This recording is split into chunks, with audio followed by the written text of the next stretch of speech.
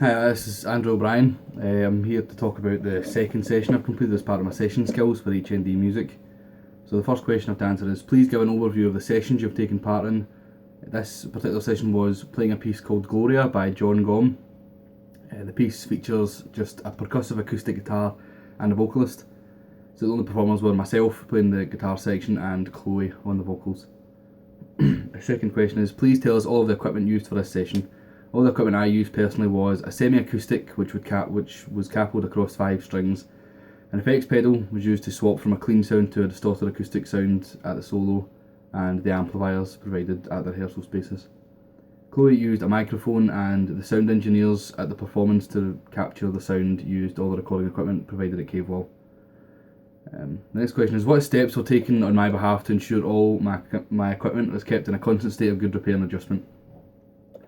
So I always ensured that there was a fresh battery put in the semi-acoustic to keep it functional and make sure it wasn't going to die halfway through any of the performances. I had to change the strings to a much lower gauge to accommodate for the strange tuning Jon Gomm uses to perform this song.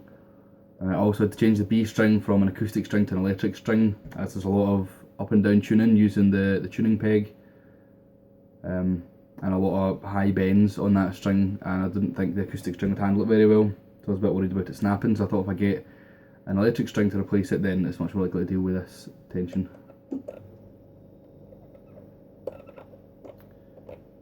The next question is, employ appropriate techniques to the session, and how did you manage to achieve this? So the main technique I had to develop to complete this session was learning how to play a percussive acoustic style, which was something I was totally unfamiliar with before taking on this project, which involves me basically playing the melody on the guitar as well as using different parts of the neck and the body to emulate drum sounds. For instance, the palming of the bridge on the acoustic guitar creates like a bass drum sound, and flicking the bottom of the guitar with the tips of my fingers created the effect of a snare rim hit.